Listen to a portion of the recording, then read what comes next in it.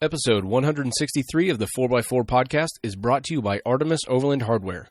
Artemis Overland Hardware is a family business with a huge selection of overland equipment in stock for online orders, or you can visit the showroom located in Springfield, Missouri. Either way, Artemis Overland Hardware will get you equipped and ready for all your adventures, wherever they may take you. And brought to you by Forney Industries Get It Done with Green. Forney offers a full line of welding and plasma cutting machines, metalworking accessories, and more. For do-it-yourselfers all the way to professional metalworkers, Forney has everything you need for your next project. Shop Forney's top-of-the-line products at ForneyIndustries.com. That's ForneyInd.com. Or check out an authorized Forney dealer near you. You're listening to the 4x4 podcast, the podcast all about four-wheeling, overlanding, off-road racing, and the outdoor lifestyle. We talk about news, tips and tricks, answer your questions, and interview big and little names in the off-roading world. So whether your rig is busted and you're in the shop wrenching on it, or you're on your way to the trail, join us and we'll keep you plugged in on topics to help you get away. Here are your hosts, Dan, Craig, and Rich. Well, hello, fellas. How are you doing today? Hey, how are you? Doing well, doing well. We are in the week of Easter Jeep Safari. I'm not there. It doesn't look like either of you are there or have plans to go to Easter Jeep Safari this year. But it's a thing. We'll talk about that a little bit later on in the show. But on today's podcast, we have a very special announcement. We have the CEO, Dominic, and also Ben from Mickey Thompson Tires and Wheels on here to talk about their brand new tires that are coming out. I've had this interview recorded for a while, and I've had to keep it all to myself, and it is killing me. So without any further ado, let's jump to that interview with Dominic and Ben at Mickey Thompson Tires and Wheels.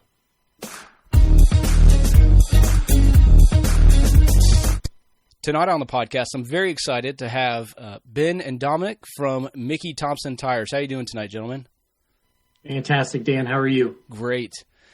Well, I know you have a really big announcement here, but before we talk about new things coming from Mickey Thompson, I want to roll back time a little bit and talk about kind of what's the history of Mickey Thompson Tires and Wheels and everything before we get to that. Yeah, absolutely. So first, started in 1963, and I look at our company as always been based around traction. When you think of, and that's at various levels. So depending on what the need was, we've always been obsessed with making sure that we innovate products that are directly tied to providing everyone with the most amount of traction depending on the application and use. And that has just evolved. We think of Mickey, the individual, and Gene McManus, which really started the company from the ground up. It was all around trying to do what was unconventional. If tires were tall, they wanted them short. If tires were short, they wanted them tall, always pushing the boundaries in everything that they did. And that's really what's been the essence of our company as we go forward. So what Ben's going to talk about tonight and what everything's been through the evolution of our company, we have been just obsessed with traction and really putting people in position to do things that they just love to do, getting outdoors and just pushing the boundaries of everything and all kinds of terrain, all kinds of different elements. And we're just excited that we get up every day and we get to do this. And we get to see our products in use and everything's so purpose-built. So we just get fired up around that space. Yeah, sure. And I saw the Mickey Thompson tires in use here at the King of the Hammers just recently. Yeah. At the big showstopper rig. I think that was the one that climbed up that. I mean, I don't even know how they drive up those hills like that with the rock bouncers. Oh yeah, the shootout. Yeah, the shootout. That was impressive. Pretty gnarly hill for sure. Yeah. Yeah, that product specifically is something that we typically would just call the Benny X because 4 pounds of clay and 3 cases of Mountain Dew is kind of how that tire.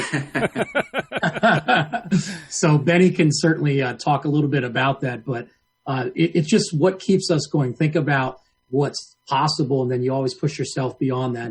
And Ben is just the epitome of that, always keeping us on our toes, I guess is the best way I would describe that. Sure. Well, speaking of all the innovation and doing all the new stuff, Ben, what's coming new from Mickey Thompson? Great, yeah, we got a lot of awesome new stuff coming from Mickey. I'll take you back first to 2005. when Mickey Thompson, we launched our first true all-terrain hybrid product, truly a tire between a traditional like 5-rib all-terrain and a mud terrain, kind of offering best of both worlds. And then in 2013, that actually evolved from the Baja ATZ to the Baja ATZ P3. And the product we're actually getting ready to release this April in the first 33 sizes and then 11 sizes following in November will be the Baja Boss AT. And it's still truly an all-terrain hybrid. It's got a tread-to-void ratio really similar to a traditional all-terrain. But because there's far fewer elements, the elements are much larger, the voids are wider. So it's going to give you the bold looks of a mud terrain, off-road capability, the durability, but it's going to give you a lot of the great characteristics of an all-terrain on the highway. It's going to give you longer tread life, smoother ride, quieter. So really, really excited about this new Baja Boss AT. That's awesome. Yeah, I've seen, we've kind of seen new tires coming in between the mud terrain and the all-terrain to be like a kind of a very aggressive all-terrain or a mild mud terrain, depending on which way you cut it. That's a really awesome development. Oh yeah, it's pretty neat. It's like Dominic was saying, it's about the proven traction, but also the bold looks as well with this product. Just kind of going through some of the features with you. Sidebiter is a term that Mickey Thompson coined years and years ago. Inventing that on the sidewall tread. Sidebiters on this thing are actually 150% deeper than they are on the ATZ P3. So that's huge. And also too, still have the large surface area tread elements for great handling on the highway, but then also too for great off-road traction with the wide voids. And with the Baja Boss AT, we actually, just like with the Baja Boss, we've moved to an asymmetric tread pattern. So on the outside, you have these big, massive elements, again, for great stability on the highway with wide voids for off-road traction. But then on the inside, the inboard intermediate strip, it actually has twice as many elements. So it's really going to break up the noise for highway use. And then it's going to add additional biting edges for off-road use as well to get some more grip out of the tire. Power ply. So you hear a lot of tire manufacturers talk about their 2-ply, 3-ply sidewall constructions. Mickey Thompson's about innovation. We do it a bit different than the others. With a traditional radial tire, you have the plies that'll take the shortest path possible bead to bead. But with power ply, you actually have that third ply that's actually laid on a biased angle, and that's going to help with durability. It's going to help with steering response. It's also going to help with stability too. So it's not just for off-road durability. It's also for on-road performance as well. And with PowerPly XD, we've actually taken the PowerPly technology a step further. And we've got 50% heavier tender cord. So it's even more durable, even quicker reacting, and even more stable than the current Baja ATZ P3 that we have today. And I could probably go on and on about the features with this thing. There's a lot of neat ones. This is the first of Mickey Thompson to have 3 Peak Mountain Snowflake certification. And the tires, the sizes 1250, 315 and narrower, are going to carry 3 PMS. So this thing's an absolute beast in the snow, extremely capable, all weather conditions. And that's the tread pattern. That's the compound. A lot of things went into it to be able to achieve that 3 PMS certification. That's awesome. It's funny. You mentioned the side biters. Yep. That is now like a ubiquitous term, like Kleenex. I've just, people talking about the side biters and what that does for them. And, I've seen other companies try to copy that and mimic that kind of performance. And I don't think people really understand like how important that is when you get off road and you start rolling over obstacles at a kind of an obtuse angle and still being able to get traction in mud. Really sloppy stuff. That's awesome. I didn't realize you're right. Go ahead. No, you're right though. I mean, like anyone that's been in any kind of off-road situations, I mean, you'll have some cases where sometimes your tread's not even touching the ground surface, where all you have to grip is the sidewall area, and having those big treads the big side biters on the sidewall, the buttress area, the tire, it's going to give you your extra grip. It's going to give you extra protection in that area of the tire. But also too, certainly a bold look as well. Very, very aggressive appearance too. Yeah. And the power ply, that's something that is very near and dear to my heart. Just recently, I guess the last time I did a long off-road trip was down the Mojave Road, and I was on a set of your competitors' tires, or one of the competitors, and I destroyed 3 of the 4 tires on my truck, due mostly to sidewall damage. And the Mojave Road is not a ridiculously aggressive trail, but that's a big deal. Yeah, no, there's no doubt about it. It's you were talking about KOH. One of the competitors we work with, Jeremy Jones. He actually in his class 4800, he runs on our 37 1250 17 Baja Boss mud terrain, and a lot of folks may assume that aren't as familiar with that class that maybe it's a race spec or something like that, but it's the same 37 1250 17 Boss that anybody can buy and put on their rig. It's DOT approved, and he's had tremendous success with it. He finished very strong in points last year, finished strong at KOH this year. Excellent durability out of that thing, and that same PowerPly XD carcass is the same carcass that's on the Baja Boss AT as well. So, like I said, it's great for off-road durability, but great on-road like I said, stability and reaction as well. Yeah. And, we've talked about a lot of different tires here on the podcast, and the Peak Mountain Snowflake rating, like that is a crucial thing for a lot of people in their buying decision.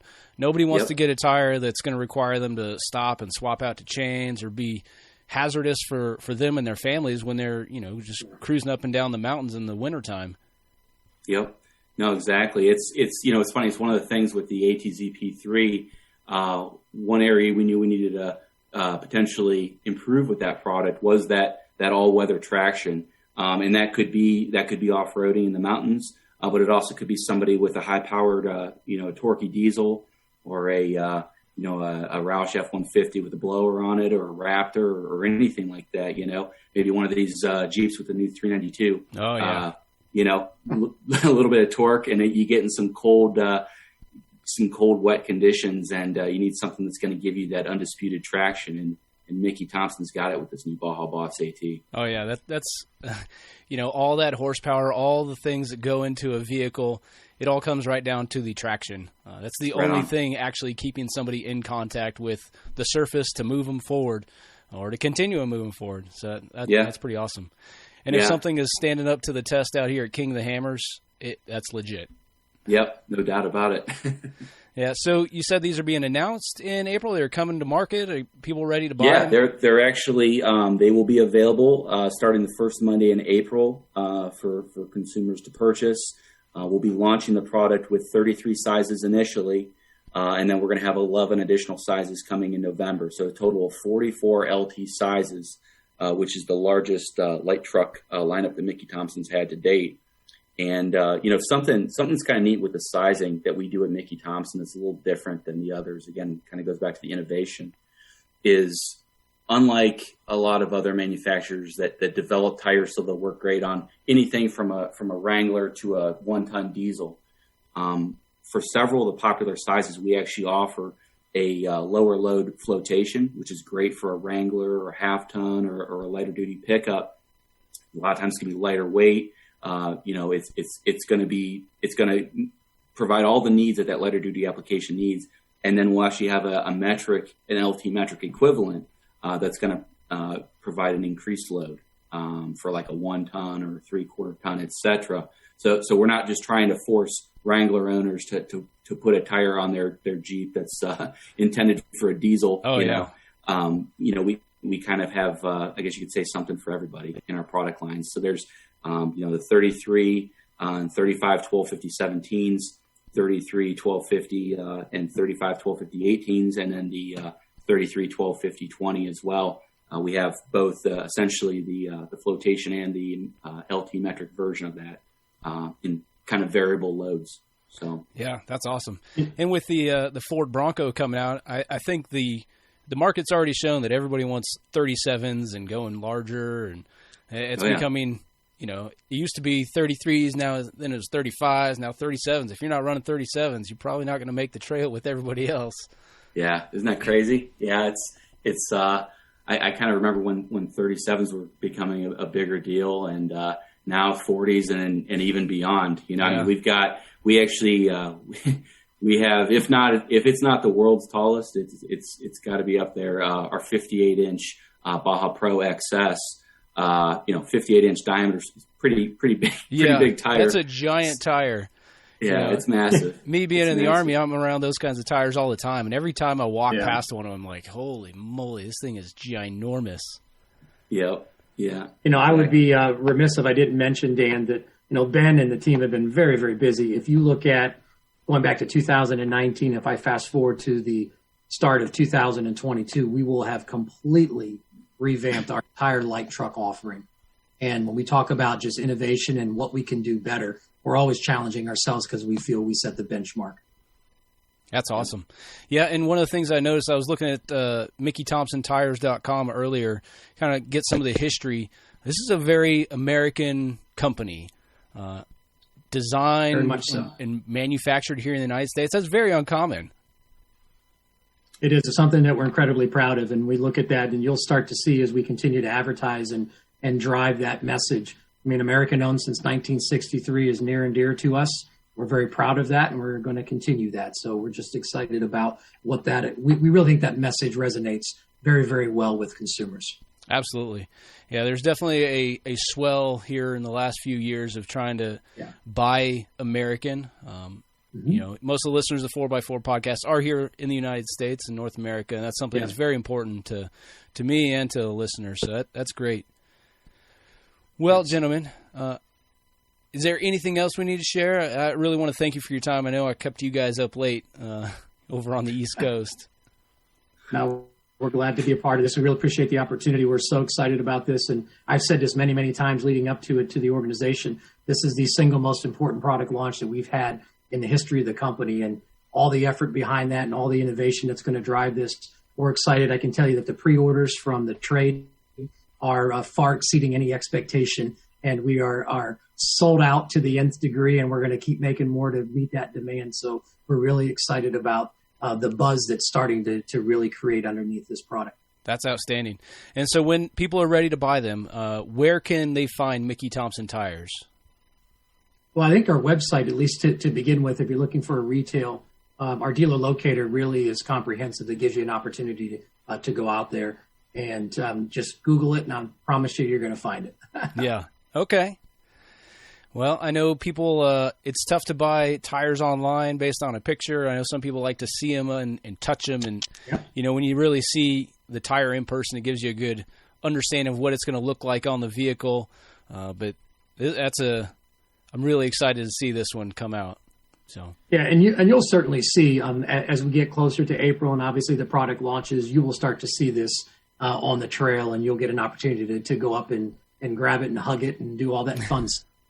And grab the side biters, which everybody loves to do, and wiggle them and squeeze the tread, and look at all the siping and all those fun things that we obsess over in the tire business. But it's great, and we're really excited about it.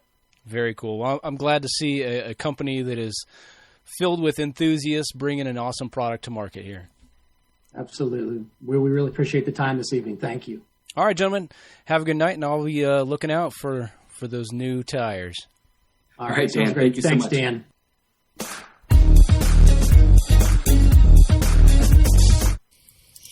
Artemis Overland Hardware is a local family-run business that supplies your adventures. They have a brick-and-mortar store located in Springfield, Missouri, where you can come and browse the huge selection of equipment. And when I say the selection is huge, I mean it's huge. Artemis Overland Hardware has a large chunk of the catalog available from OzTent, 23-0, Easy On, Snowmaster fridges, and one of our personal favorites, the Timbo Tusk. We've got Covia, Frontrunner, Alucab, iCamper, Come Up Winches, Factor 55, Crazy Beaver Tools, National Luna, Red Arc, Ironman 4x4, and Goose Gear. This isn't just a long list of reputable brands. Artemis Overland Hardware is all about building relationships.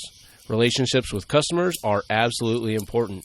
Your satisfaction is only able to be guaranteed because of the relationship and trust that has been fostered between Artemis Overland Hardware and these brands. If you have any questions about anything that Artemis Overland Hardware carries, then don't hesitate to call or message Aaron and his team. Check it out at artemisoverland.com and get equipped and ready for all your adventures wherever they may take you. That's artemisoverland.com.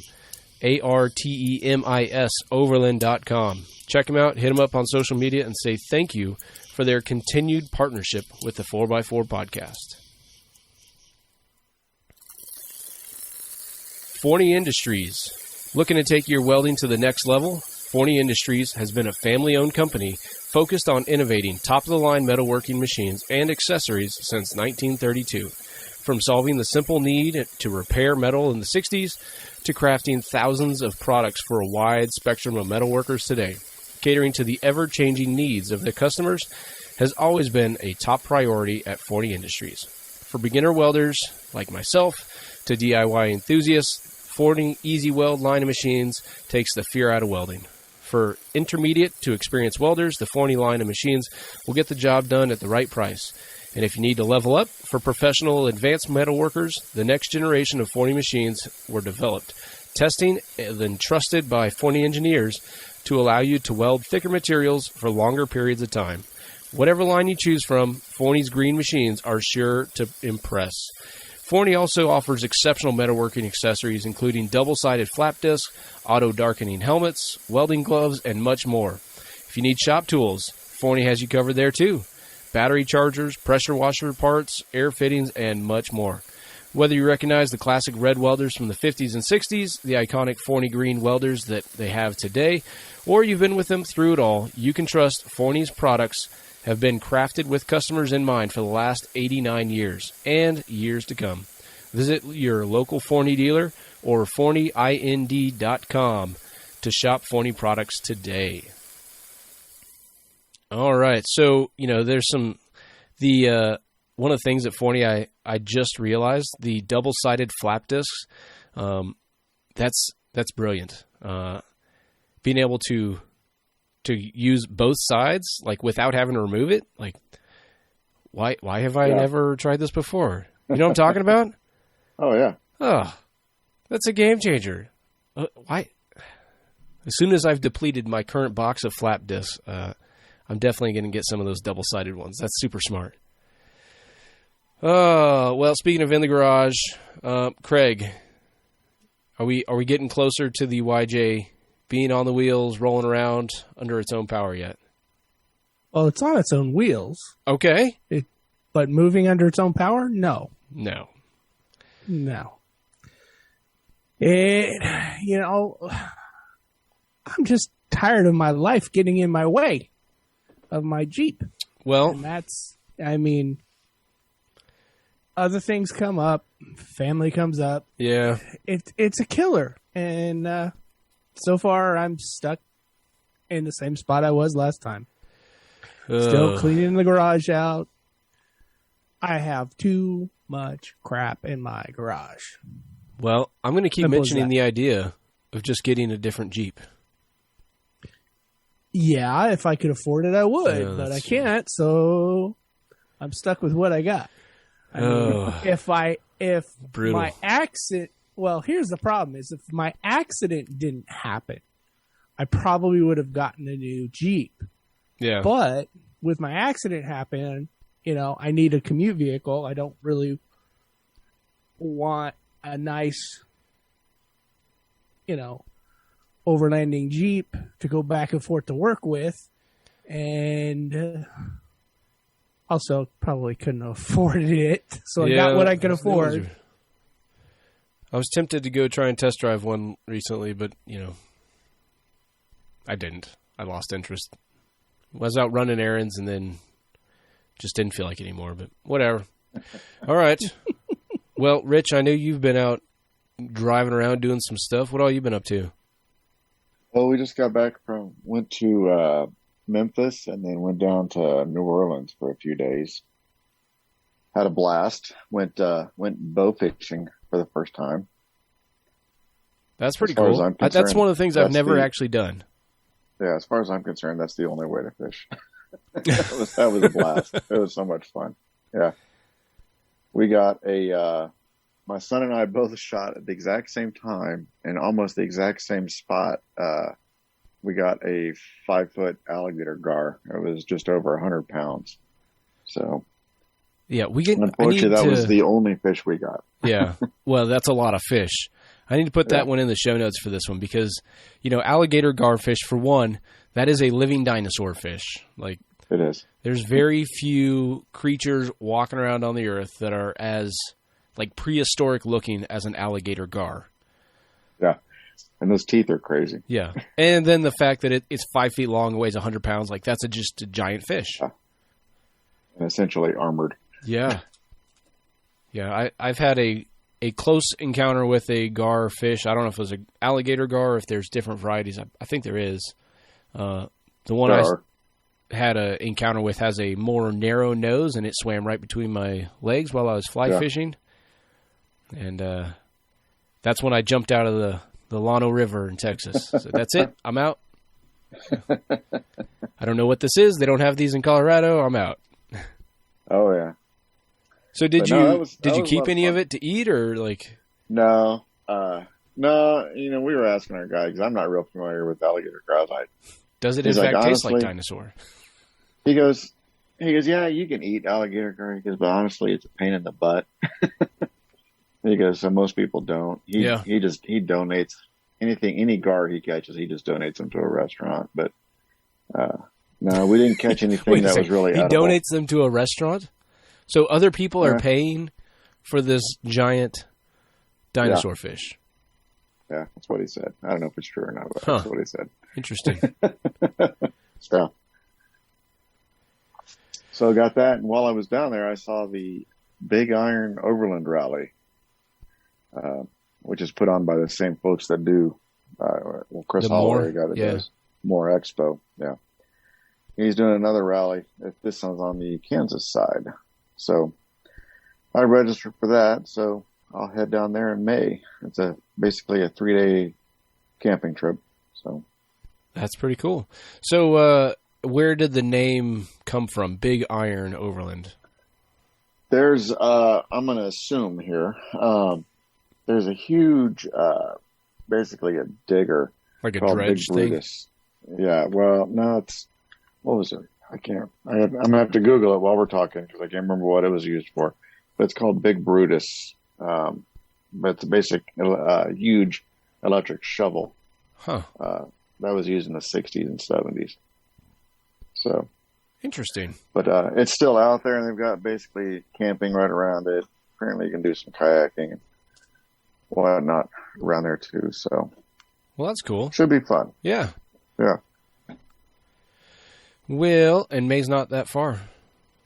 So not that far. You're going to go full Overlander style and take the travel trailer, I assume. You know what? I was going to, but all of their RV spots were full, so oh wow, I'm gonna go true Overlander style and just sleep in the back of the truck. You're gonna have to slum it in the bed. Yep. Oh. Told him I should just pull it out there with the rest of the little Overland trailers. Just park my big ass trailer right out there with them. Yeah. Well, so there's a large portion of my life, the last 2.5, almost 3 years, where I've lived in the back of a Humvee, and I've mentioned this before. Just the swag rolled out in the truck bed is super effective. Now, when you stand up out of the things, if you're in your underwear, everybody sees you in your underwear. So there's that you have to consider. Right. Some of us have lost those sensibilities a long time ago and no longer care. But that's just me. Well, I essentially set the truck up for this anyway. I've got the soft topper top on it. Yeah. I put a bed rug in it, so it's nice and soft. It's actually comfortable to lay on. That's right. I forgot you had that. So, between the bed rug and that soft top, you'll at least have some overhead cover. You just need to throw a sleeping pad and sleeping bag back there. You're ready to go. I've got the refrigerator already in the truck, so what more do I need? Yeah, you're set. We call that the underlanding. That's right. Well, so I think I'm largely done with the repairs that we talked about last time. So I went through, cleaned up the cracks in the frame, the rough stuff frame stiffeners. They are fully welded in.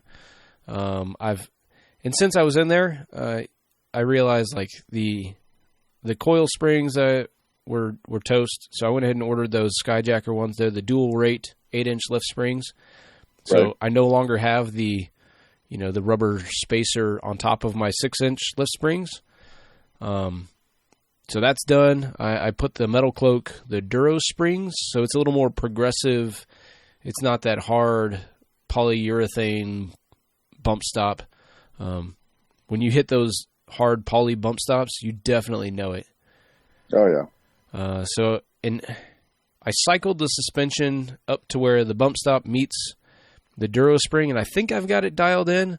But since there's a lot more give in those springs, like if I get onto them real hard, like at a pretty high speed, I don't know if the wheel's going to come all the way up and crush into the fender. I think I've got enough clearance, but I'm not really doing a lot of high speed stuff anyways.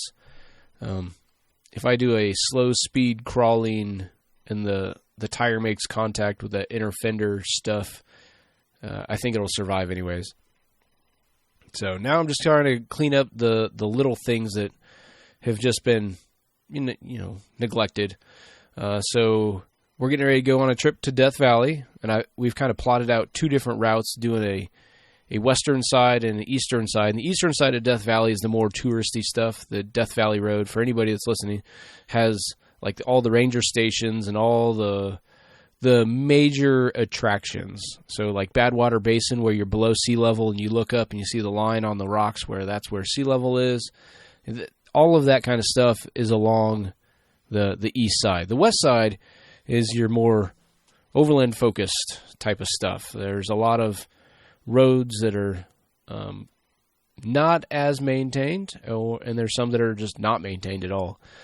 So I picked up those Tom Harrison maps. Have you seen those? It's like on waterproof paper. And we may have to talk about those. Yeah, those are pretty awesome. And as much a fan as I am of OnX Off-Road and all the digital mapping products that are out there, like the ability to just lay out a map on the kitchen table and kind of plot it out that way, it really helps give you a real quick view of what you're trying to accomplish. And they've got markers on the Tom Harrison maps where they've got distance along the roads. So that's pretty helpful, knowing that I'm going to get 10 miles a gallon, thereabouts, when I'm driving the Jeep, pulling the trailer with a whole family in it. So I love that it's a nice even number, and I can research some of the gas stations before we get out there, and we know exactly, when am I going to have to use the fuel can to make it to the next gas station and everything else. So we've got that kind of planned out, and the hard part was, like, we couldn't, with the time available, do everything we wanted to do in one trip. So we broke it up into 2 trips, and we'll focus on the more difficult stuff this time, because there's some really great scenic stuff. There's the racetrack Playa is on the western side, and that's the one with the moving rocks. You're probably familiar with that. Right. Now the mystery's been taken out of it, but we'll see that. There's the Ubahibi crater, and that's a volcanic crater, not like a large rock crashing from space into the ground type of crater. And you can drive right up to the rim and you see it and everything. I've heard great things about that. The other day I got on the phone with Billy Creech again, because he, as far as I'm concerned, is the Mojave Death Valley resident expert that I know of. And I took about 3 pages of notes as he went through the routes that he likes to take, and where he knows the cheaper gas is located, and a lot of that kind of stuff. So I'll probably have to give him a call back this week just to refine some things, just because he's a wealth of knowledge. For anybody that has not heard our interview with Billy Creech talking about the Eastern Mojave Heritage Trail, 700-plus mile loop through the Mojave, like, you got to go back. What was that, episode 160, I think? There's a couple of episodes ago. Yeah. And this one is episode 163. So I'll put a link here to the Tom Harrison map that I'm talking about. We've got one for the Mojave Trail and the Mojave National Preserve, which, just by chance, the maps adjoin. So like you could put them side by side and it would be one continuous line from one map to the other. So that's pretty cool. But they've got Tom Harrison maps for other places. But yeah, like the charging cable for the trailer battery that it's like an umbilical cord that runs from one to the next. That one on the Jeep's been messed up for a while, so I went back and I fixed that today. The parking brake, there's I think it's called a ferrule. I don't know. The little end that you crimp on a steel cable had snapped off of my parking brake.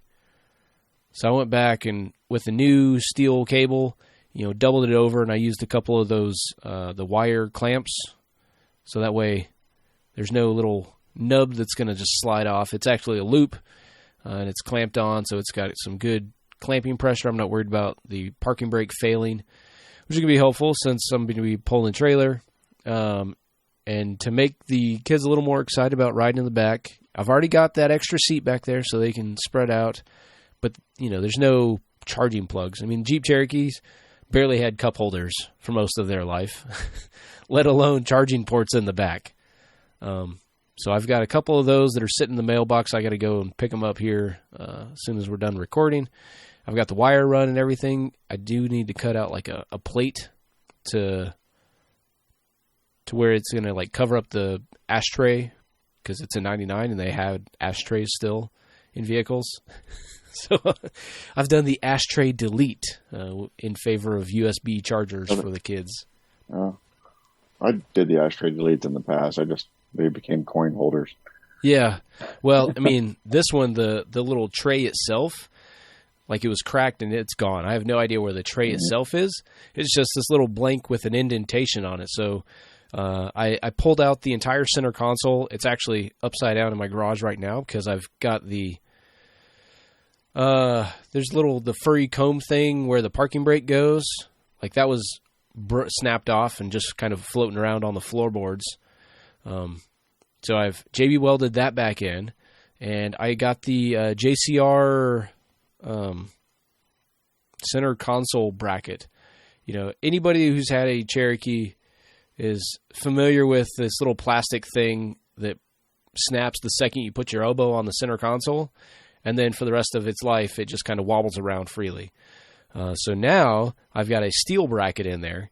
It goes over the engine computer or something. There's a computer down there. I can't remember which one it is.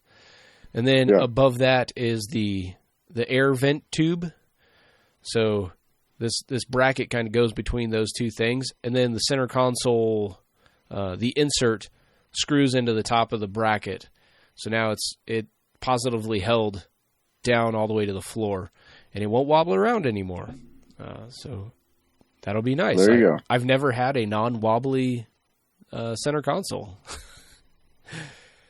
But since I was working on installing that one, I kind of cleaned up some of the other wiring. There were some leftovers from other projects that have been installed and uninstalled. And I also pulled the WeBoost, the 4GX that we have. I pulled that out of the Ram truck in preparation of something that I'll talk about here in a minute. So I'll put that into the Jeep. And what I've sent an email to WeBoost because what I'd like to do is install one of their higher gain antennas. The 4GX comes with this little 4-inch little nubby magnet mount, and I would rather install a more permanent mounted higher gain antenna and really get the benefit of the WeBoost. But until then, I think for this trip to Death Valley, I'll either have the WeBoost with a nubby. What's up? So keeping the WeBoost and modifying it, or are you thinking of it eventually just getting rid of the WeBoost and going somewhere else altogether? No, I'm definitely keeping the WeBoost. But there's the antenna. It just like the SMA male connector screws into the WeBoost module itself. So really, it's just disconnect that antenna and connect the new one. And in looking at their catalog, like the RV or the truck version has a higher gain antenna. It looks like one of the the smaller Coke cans, not the more smaller diameter Coke can is what it looks like. Mm. And it stands on a little, like a fire stick, like a fiberglass antenna stub. Okay. Instead of, just the little, like, it's half the width of my finger or even less than that. Like, it's a tiny little antenna. It's hard to believe that little antenna is as effective as it is. But, I'd like to swap that out to something better. So I believe it's possible, but I'm no cell phone signal scientist. So I've sent them an email to the support line, see what they could do with that. I'm on their website looking for it now. Oh, yeah. There's a couple different part numbers for the antennas. And what I don't know is like, hey, it's got the same connector. Can I just attach it and hope for the best? Or would I just be like throwing $100 away? So I don't know. Maybe I'll call them tomorrow. Their support line is not 24 hours, 24/7, 7 days a week. So I got to hit them up during regular business hours. But I'm pulling the Wii Boost out of the truck because we plan on selling the truck. Because moving back to Korea. I guess this is the official announcement. So the show is moving again, or at least my end of the show, back to where it started. At least does this mean I have to wake up at like 3 a.m. now to record shows? Maybe. I don't know. You keep weird work schedule hours anyways. No. He'll be up at 3 a.m. We'll still be up at the same time. Yeah, that's probably true. Maybe not 3, but, some weird hour, I'm sure. But the move is supposed to happen June. The show will probably go on a short hiatus because all my stuff will be in transit from one side of the country to the other. We can probably work some stuff out here through the magic of Zoom and a microphone. It just won't be the same top-notch audio quality that you've come to expect. That, or it will just take me much longer to produce the episodes. But it's exciting. I'm not taking the Jeep, and like I said, we're selling the truck. So I would love to find a Hyundai version 4-wheel drive, but not one of the newer ones. Something that actually has a transfer case in it is what I'd like. But I don't know. I've already been looking through all the different Facebook groups and websites trying to look for something. But you can get vehicles very inexpensive. And this is just something to get by for a while and just through, I don't know, vehicles just feel less expensive there. So we'll see. Hopefully I come up with something. But anyways, that's it for now. So let's go ahead and transition to talking about some news here. And I will lead us off. And this one, typically we don't talk about much political stuff here on the 4x4 podcast. But this one is kind of near to me because this is the chief of the Cherokee Nation wants Jeep to stop using the tribe's name on SUVs. Now, I'm kind of surprised that this didn't happen sooner, but now we've kind of entered the age of cancel culture and everybody trying to change the names or whatever. But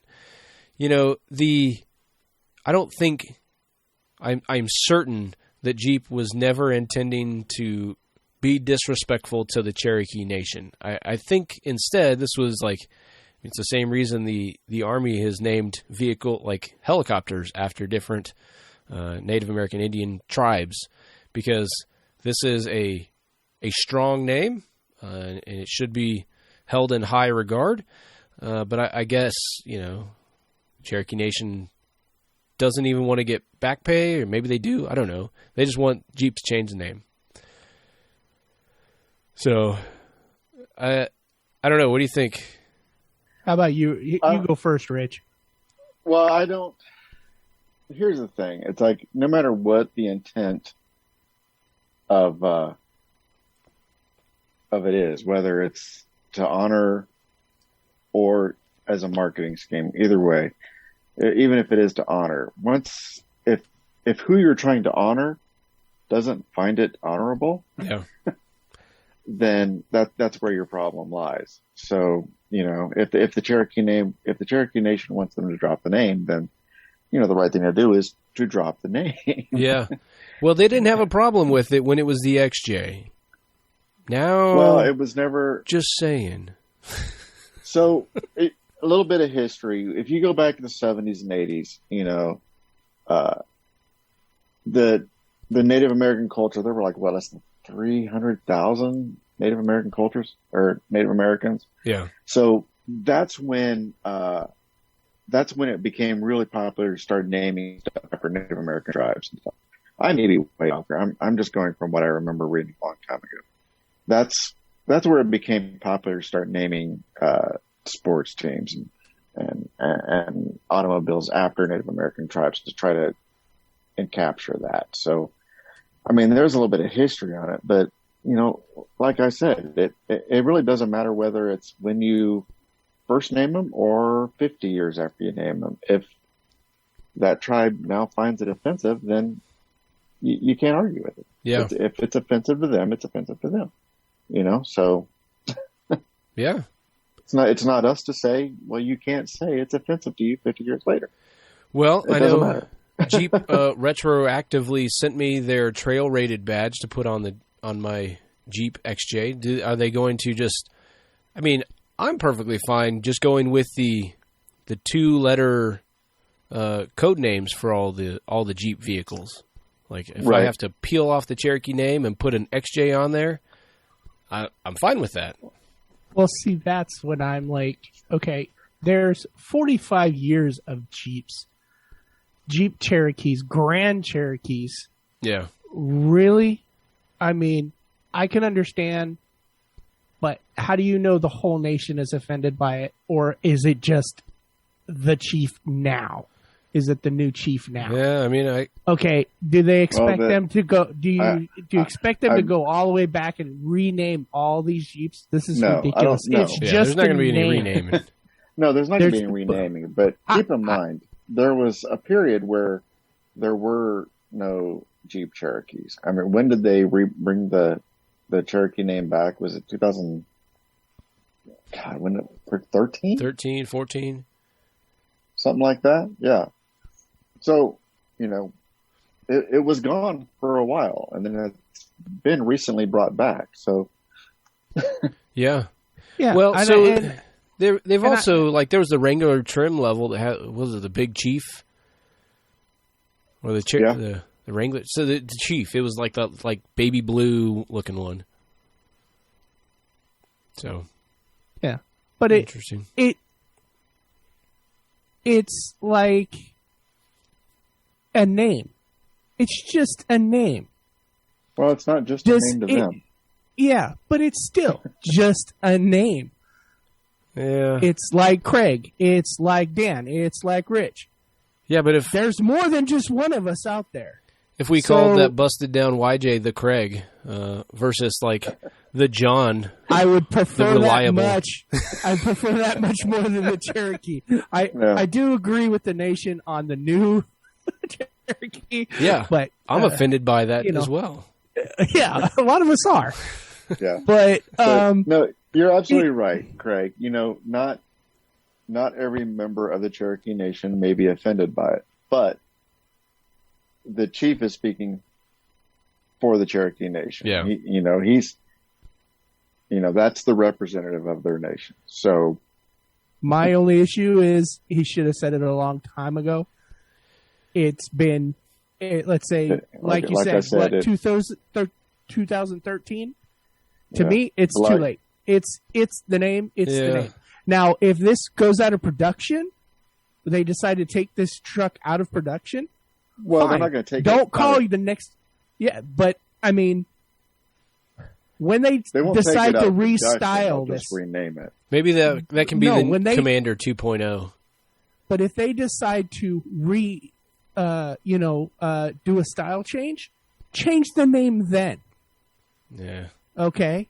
That's okay that's fine with me. Change the name. There's the Patriot. There's the other a couple of names that Yeah. you've had a They've couple got a years couple ago. names that are available still, but I've been a fan of changing the Compass. name of that one long time ago for a variety of reasons. But I think that's enough. We'll put a pin in the political discussion and move on. Yeah, So, Rich, we normally save don't us. do this. So Is anybody All right, offended by this one? There's a few people that are. the Subaru Outback. So they've announced the wilderness model, or they're kind of teased it. There's an article on Autoblog from March 24th, where there's a spy shot of the wilderness model, and it's really, it's not a lot. It's kind of hard to see what may be new just from these spy shots, but they're talking about it is going to have underbody skid plates. They have shortened the front and rear bumper, and I've pulled it up side by side with a current 2021 model and this spy shot model, and the front and rear bumpers are shortened. It looks like the rear one's maybe shortened maybe 1.5 inches, but it's also curved more towards the bottom, so it does help with the departure angle. Same with the front. I don't think it's been shortened as much, but it definitely has a more curved look to it. And it does have a different grille. They talk about a possible lift on it to accommodate some more aggressive tires. Now, what I do find interesting, if you look at this from a profile shot, if you look at the front wheel arch, it's significantly higher than what you would picture, right? Yeah. It doesn't Now, have the same rake that you would normally see with vehicles. Exactly. And I've zoomed really close into this picture, and you can kind of make out the plastic molding that covers that wheel arch, okay? At first I was thinking that the distance between the top of the wheel and the top of the wheel arch, maybe because the molding was gone, right? But you can make out the molding in there. But Yeah. if you look at that, doesn't it kind of look like a vehicle with air suspension would look if you have it in a raised position? Yep, that's what I was thinking too. Now, I don't think Subaru's going to do an air or an adjustable suspension, but this picture sure does look like it. Yeah. yeah, but the problem is that, like you said, with that profile picture, the back isn't as high as the front. So no, I'm going to say no, because if that was, then it would be equal front and rear, and it's not. Right. I think it's going to look, if it looks like that, that's ridiculous. And if you do compare the side by side, the rear wheel arch looks like a standard 2021 model. That distance between the top of the tire to the top of the wheel arch does look like your standard 2021 model. And that was the thing that was the one thing that was steering me away from an adjustable suspension. But just that height of that tire on that front, that on the front of the vehicle, just, it looks, way too substantial. Yeah. You know? Well, so this is intended to be a whole new model. This isn't like a trim that's going to be available on No, it's a Subaru. It's still the Outback wagon. It's just a different trim level. Okay. Right. But yeah, it does have a different grille. And one thing I noticed also was the driving lights on it. The fog lights. They're not fog lights, they're driving lights. Look a little different on this car compared to the current models too. The current models have more of a rectangular straight up and down shape, if I remember right. Yeah. This almost has like Baja Designs style look to it. Yeah. I've wondered, so as we've kind of talked about on the show, there's a lot more folks out there that are modifying their Subarus. Like I see Iron Man 4x4, they make straight up lift kits for different Subarus. And like if they would embrace the, the modifying vehicle culture, I mean, they're obviously in tune with it to make this, the wilderness label. And if they would make like those cutouts for lights, like make them more fitting with accessories that already exist.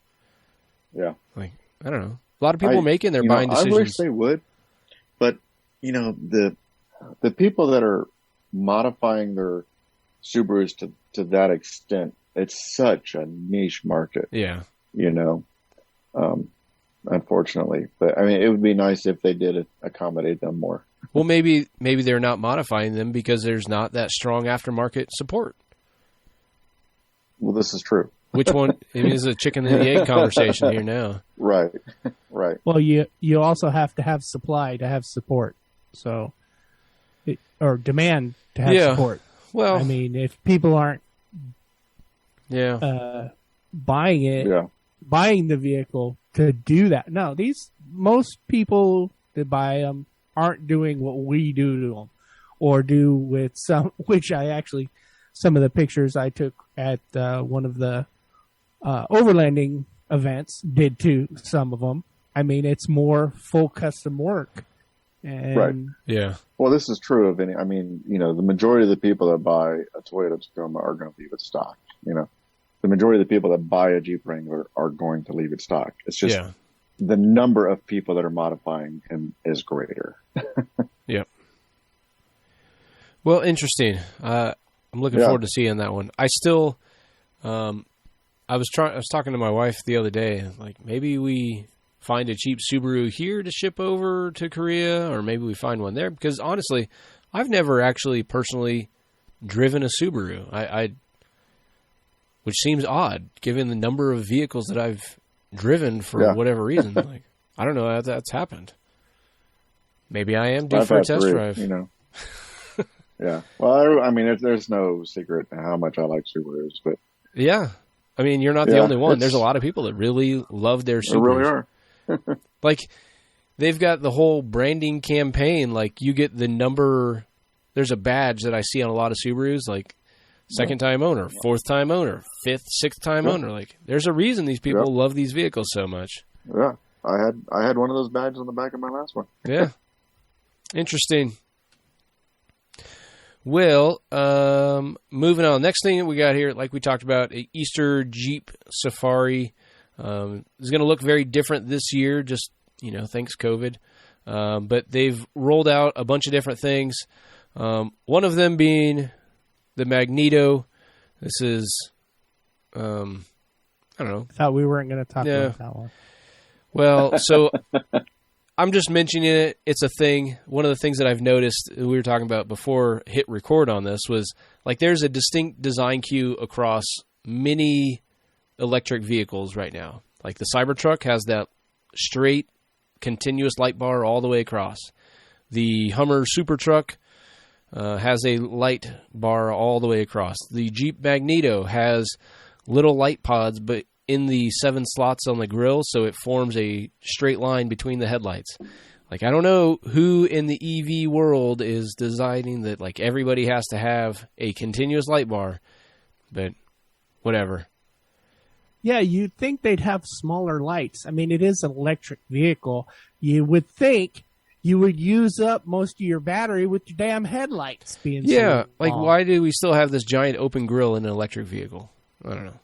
Well, I mean, they got to stick to the gas vehicle. It's a Jeep Wrangler. There's a very distinctive Wrangler look, and you got to really stay true to that. Yeah, but they could fill it in with like solid black panels, so there's still. But you still have a radiator behind there, Dan. Yeah. It's not a full electric EV. That's a hybrid. No, the Magneto is full electric. The Magneto is full electric, though. It's not the 4xe, which, okay. The only thing I was going to say about the 4xe, we got an article later, like, I guess we can talk about now. The hybrid version now has 2 power plants, and it gets worse gas mileage than the traditional one. So if you're going to look at a hybrid Jeep, just stop. You're not doing yourself or the environment any favors. Just either get the Magneto, go full electric, which I don't know if that's actually helping the environment in the long term. But that's more science political than I have the tolerance for today. Or get a more traditional power plant while you can before they're completely banned. Hey, Rich. Yeah. Didn't we agree we weren't going to talk about EV today? That's it. That's it. That's all I have. We thought about it. Moving on to the other. We thought about it? I thought we had a long discussion about it. Yeah. All right. What's the Jeepster one? Just teasing, Dan. Okay, so the Jeepster one, this one I really like. I'm a fan of the Jeepster, and this is the two-door, the short Jeepster, nice clean lines all the way back. This one has, I don't know, this is the only interesting vehicle in the concept Jeeps that I see this year. Yeah.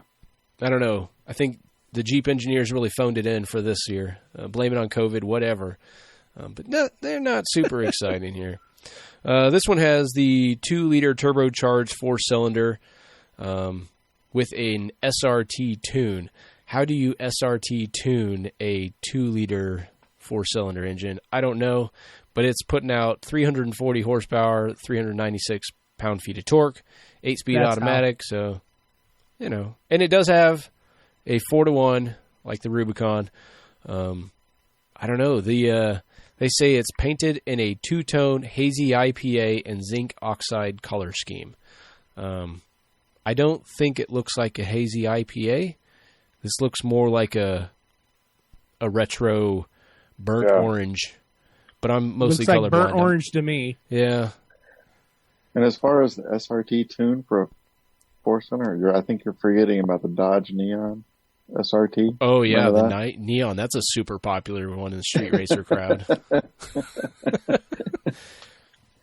But that was an SRT tune. That's true. That's true. I don't know. I like that it's got the retro badge in the center of the steering wheel. They've got some stickers there on the dash panel. And this has kind of become a thing or a theme with Jeeps for their concepts anyways. I don't know. I'm not big in surf culture, so I don't know who like Dewey Weber is or any of the other badges. They just don't make any sense to me. Whatever. I don't know. I like that one. I do like the Jeepster. It's the only one of the EJS concepts that I like. Yeah. I'm not a fan of the grill as much. No. Yeah, I know it. I mean, it screams Jeepster. It does, but it being a newer version, I think they could have done a little tweak to it. Maybe made it made just the top like tilt back like the new ones, but still keep that kind of look to it. Yeah. And give me a 4-door. Yeah. I would drive a 4-door. The 2-door, I like the not 2-door version of this. Yeah, it looks super clean with the 2-door. Like the proportions just look correct. I'd like to see it in a 4-door though. Stretch it out a little bit. Yeah. Well, since we're living in a dream world, you can also get a full roll cage that's been chromed and everything in there. Well, you figure they already have the platform, the Gladiator. I mean, so the 4-door Wrangler would be the proper one. Did they ever make no. a 4-door? I don't think they ever made a 4-door Commando, did they? No, they didn't. No, it was all 2-door. Yeah. But new generation. Maybe they should. Maybe that would have been the defining feature. They got kids. Kids these days. I do like it's got that kind of slanted. 51 years old. Yeah. Give me kids. They've got the slanted, the tailgate, and I don't think there's a picture that shows the tailgate open, but it kind of looks like it would be I don't know. I don't even see the latch for where you would open the thing. Inside, there's lines. It looks like there's definitely lines for it. Yeah, I think it folds down like old style, like an actual tailgate. But you reach in from the inside. Yeah. You know what? I clear. It's a push button remote. Oh yeah.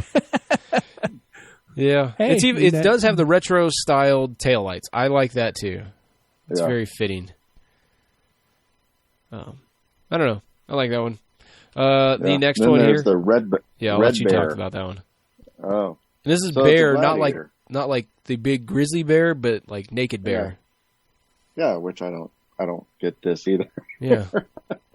It's a red Jeep Gladiator with a little sport bar in the back. But not like the Marty McFly Sport Bar. Right. It's a little streamlined. I mean, it goes all the way back to the rear corner, but I'm looking at this thing and I can't find what's special about it. Me too. I mean, really. When I first heard, it's got a 3-liter turbocharged diesel V6, which I know you can't get in a Wrangler now, but aren't they supposed to be putting that in the Wrangler? Yeah, it's coming soon. Right. So nothing special there. It does have a 91-to-1 crawl ratio. That's significant. Yeah. I mean, I don't know. But otherwise, that's it. The crawl ratio. they changed the crawl ratio is what's special about this truck. I like the plaid interior. Like if Jeep would kind of embrace that plaid flannel look, that'd be awesome. Was it the Wrangler, or not the Wrangler, the like the VW Golfs, and they had that, the tartan pattern. I think it looks really good. Now the tonneau cover on this is different from what you would normally find in a Gladiator. It looks kind of like a roll up. Oh no, that is bolted in there. You can see one of the pictures, like they are straight bolted in there. It's like an aluminum slat panel. I think it's a rack that you set stuff on. That's what it's a rack that doesn't have tie down points. Right. Like it's completely useless. The sides. No. The sides. But why? I mean, okay, I take it back. That's the stupidest thing I've ever seen. I just don't get it. Yeah, that's not a tonneau cover. That's definitely not a tonneau cover. Yeah. That I agree with Dan. That looks like it's just, if you notice, you're right. No. Look at the slots. You see holes. If you but zoom look at in, the you slots. See holes where the right. Yeah, no. They have in the center, dead center. Oh, maybe it's slots. like an E-track slot. Yeah, that's what it looks like to me. It's the E-slat trucks that you just slide something in there and it hooks up. But if that's what it was, not a standard hole. Why didn't they put some on there to show, like, hey, this is not just a completely useless piece of panel to cover up your bed that's totally not easily removable? Actually, no, partially. Yeah. Even if you put something in there. Well, it's covering up the spare tire. You can see the holes where the missing slats would be bolted into, but but you have the spare tire under it. You can see the spare tire under it. Okay, that's the stupidest thing I've ever seen. I think it's also that, is it because it's on 37s and they couldn't fit the 37-inch tire in the under the bed storage for the tire? No, it's under there too. There's a tire under it too. No, you mean under the bed, not. Oh yeah, you're right. One under the bed. Yep. Look at so they have two spares. It has two spares. Oh shit! Yeah, you get two spares of this truck. All right. I think it's more of the sticker package for this vehicle. If you look at the stickers, gold trim. It's got the gold trim. It's got the sticker on the bottom. It's got the stripe down the back. The bougie Gladiator. Well, it's got like the. Now I don't know. Is this a standard Jeep soft top? Banded mask. Yeah, over. Yeah, that's the same soft top from what I can tell. So the back, the where the C pillar would be, that normally is not there. Yeah, that can come off. Or is that part of the window? Okay. Yeah, that can come off. This is just the seats. Yeah, let's the seats, the stickers. This truck is pissing me off more we talk about it. Moving on. Next one. This is the orange peel. The orange peels with a Z because, kids these days, they got to have their Zs. That's right. I don't understand this one here. Yes, it is orange. But, my thought was the orange peel would be a bed liner, so it's got that orange peel texture. Rich, you mentioned the faded oxidizing clear coat flaking the orange peel. The flaw in your paint. That's, doesn't have that either. I think they're just grab some stuff out of the parts catalog, throw it on there, and get this thing to the show. Just go. I think might have been just what Jeep did. Because it just looks like they went to the parts bin and said, here, put this, take this, put this on there, put that on there, put this on there. We don't have that much time. Just put just this run sticker here. I don't Oh, know. wait, we have a new top. Throw this one on and, oh, by the way, knock the windows out of it. Yeah. Like, okay. So they've got a little, like, I don't know, those little vents that are right behind the front wheel wells. They've got something in there. I don't know what that actually does for them. It's tough to tell that the windshield has been replaced with Gorilla Glass, but that's pretty cool. I'm sure that's wicked expensive as well. And again, with the plaid interior, this time instead of red like the Red Bear, this is the orange plaid. I don't know. It does look like one that's in my closet. I don't know. Yeah. And since Jeep's had such a poor showing at the concept vehicles this year, if you're in Moab, you will also see last year's concept vehicles, since they didn't get to parade them around last year. So, I don't know. Yep. Thanks for nothing, Jeep. Yep. Do better. Yeah. If you need some ideas, we got plenty of them. Oh, yeah. Most of them probably horrible, but we got them. All right. Hey, just let them, if they want to give us a Jeep, actually give us 3 Wranglers. Yeah. And we'll do them up the way we want. If you don't like them, we'll keep them. I don't know. This could turn into the Homer Simpson car. Yeah. But whatever. All right. Rich, I'm going to let you take this last news one here, since you've been doing more towing than me lately. Oh, the tire chains. I'm sure everybody has seen the pictures that have been making the rounds on all the social medias of the what was it, a Ford? It was a 350, yeah. I think. It's a 350. He's towing a good-sized travel trailer, hanging over the Snake River Gorge Bridge is what I'm going to call it. I guess it's the I-80. It's on I-84. Yep. Over the Snake River in Idaho.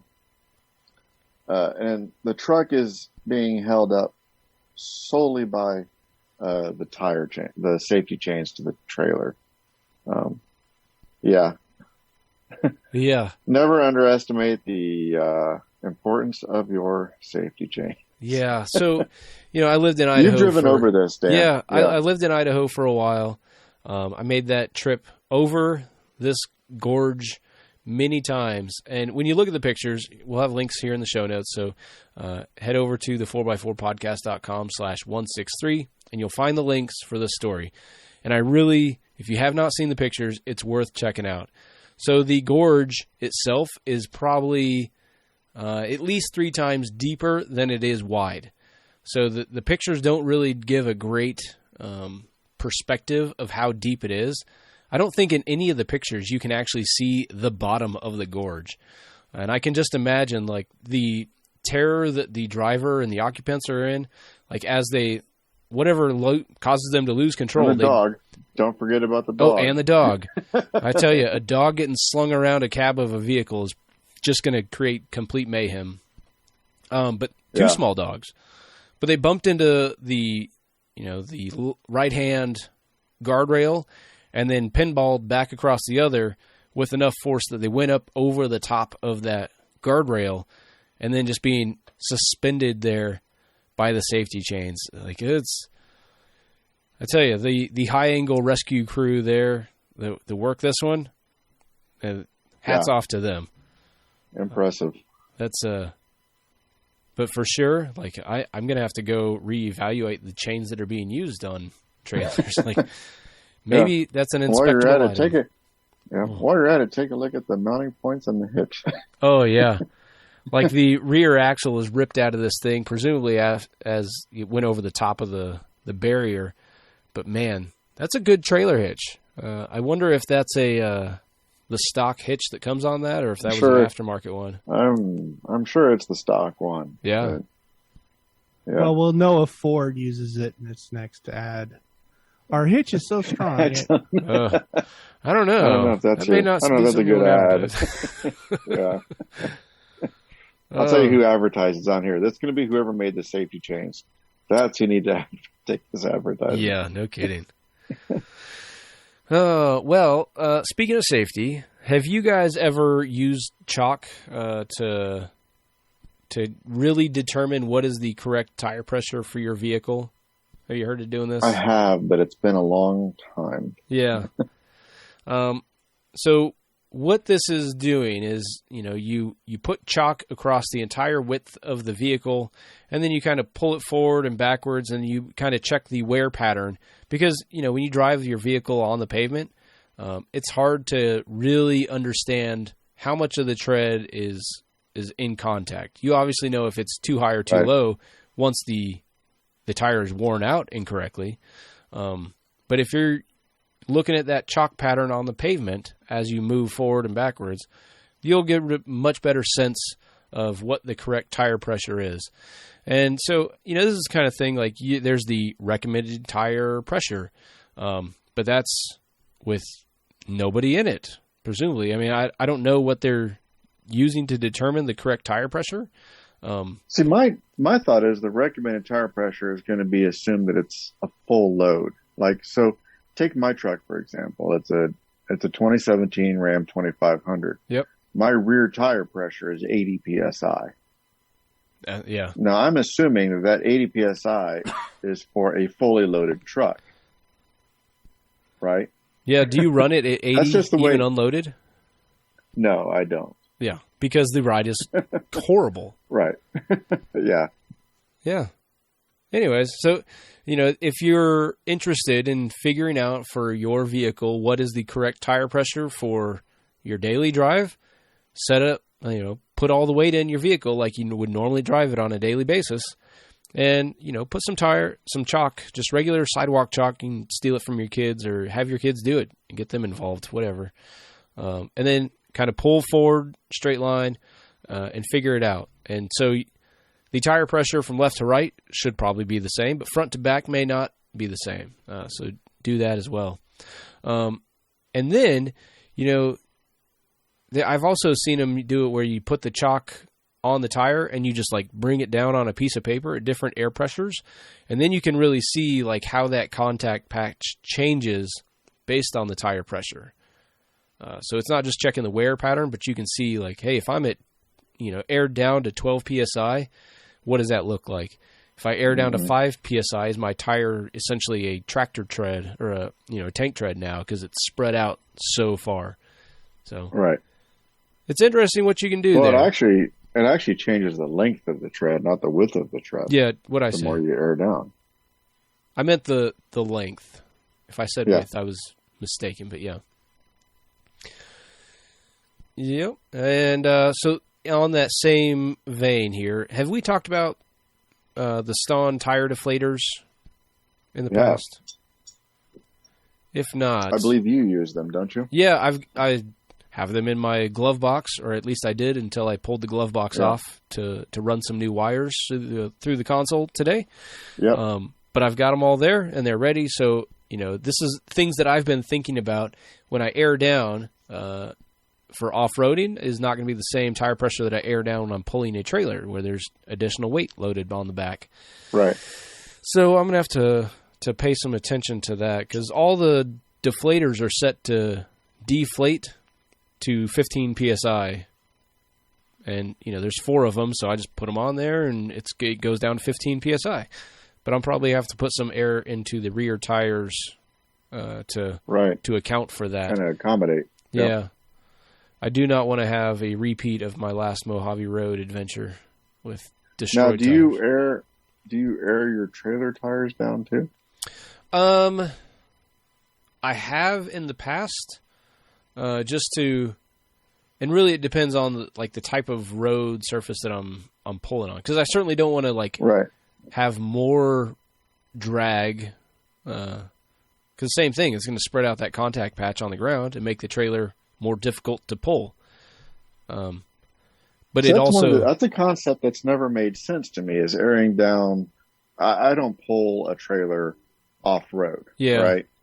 So it's never made sense to me because it's not a driven tire. So it's not gripping a rock as it crawls up. It's solely you pulling that tire up and over that rock. Yeah. So I wondered how much you notice a difference between keeping it aired up and then airing it down. Does it make it easier to pull? Do you notice better grip?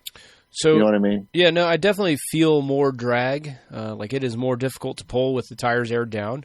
But if I'm like crushing across like some heavy corrugation on the roads, or the washboards are real bad, that definitely would make a difference. Yeah, I can definitely see that, because then you can feel like if the tires in the Jeep or the truck were aired down, and it kind of soaks up some of those that vibration, but you can feel it coming back from the hitch.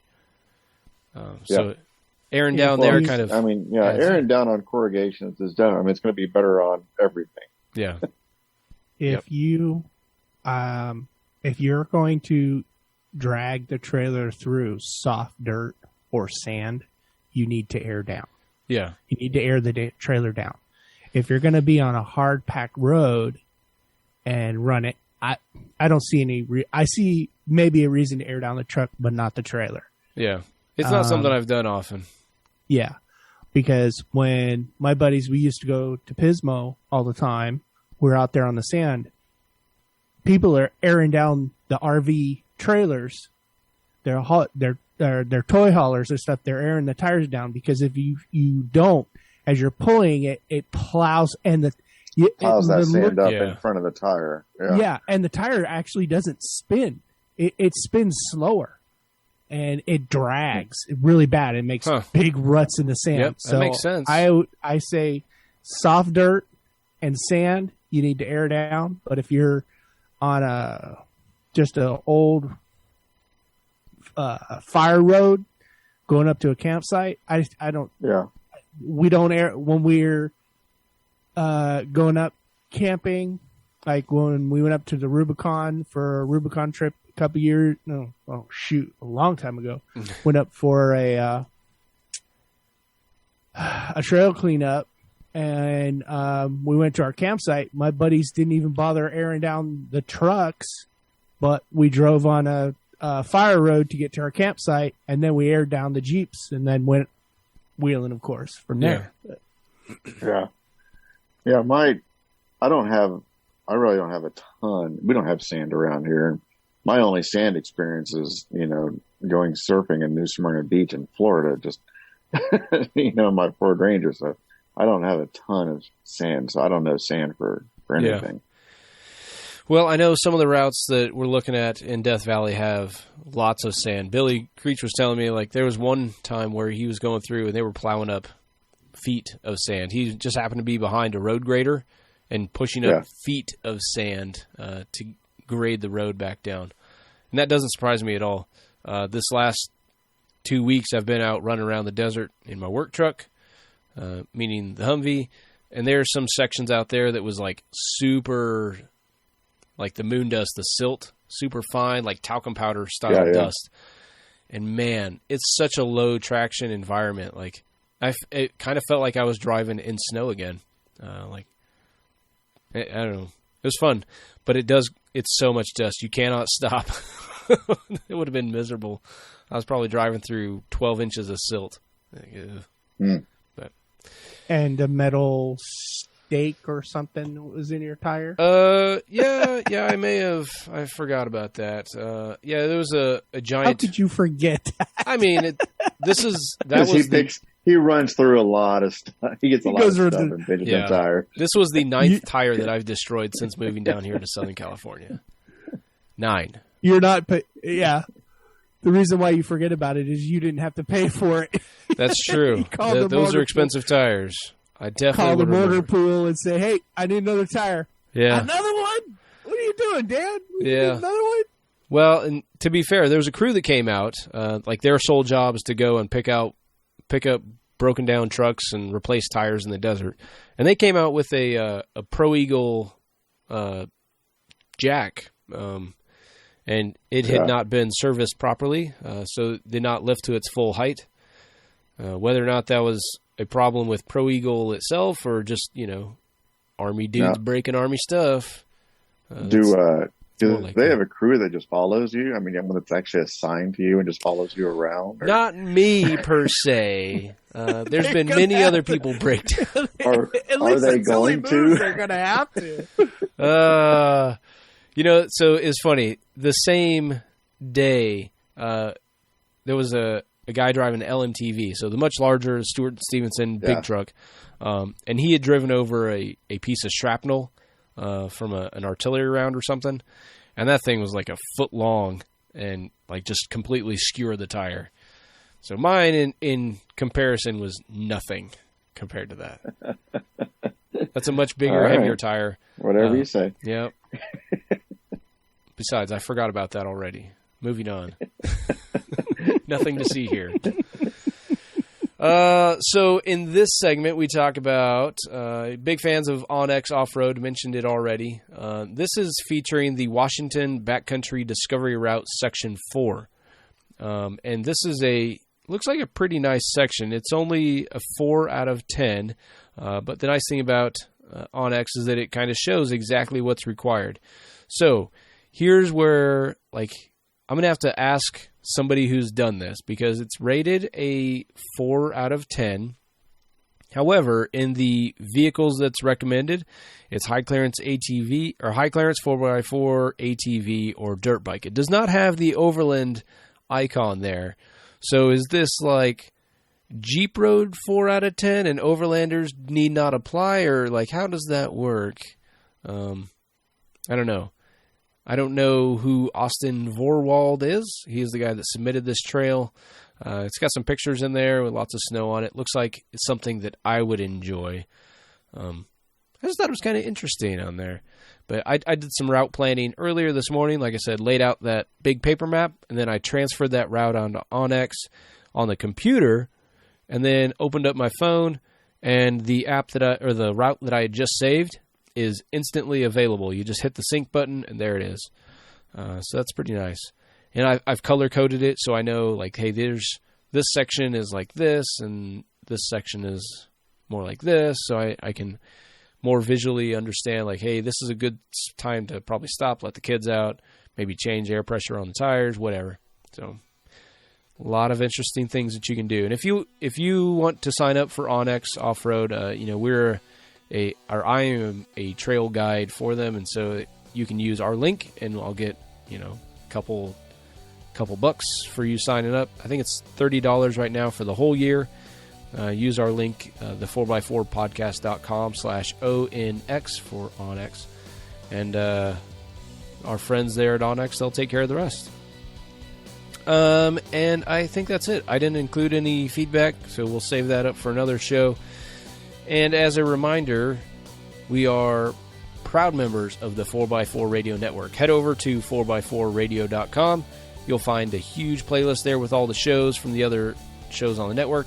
We've got Center Steer Podcast, talking Land Rovers, Jeep Talk Show, talking all things Jeep, Cody, Matt, and Jose with the Trail Chasers, and On the Trail with Kevin and Scott. I still need to get them on the show. I even emailed already. I guess they've got some scheduling stuff, working odd hours. But thanks again to Artemis Overland Hardware for helping this show continue. Be sure to check them out at Artemis Overland Hardware on all the social medias and at their website, artemisoverland.com. And go visit their new site there in Springfield, Missouri. And also, thanks to Forney Industries. Check them out at Forney, FORNEYIND.com. I'm a huge fan. This is one of the things I reached out to them because I feel like it has kind of taken the scary factor away from welding.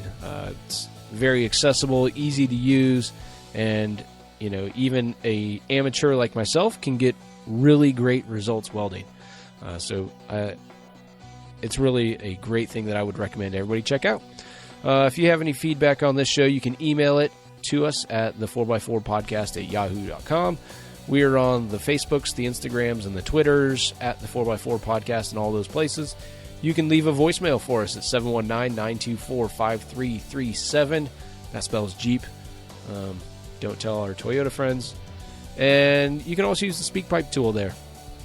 But for now, it's time to hit the trails. So tread lightly, God bless, and stay safe while exploring your world.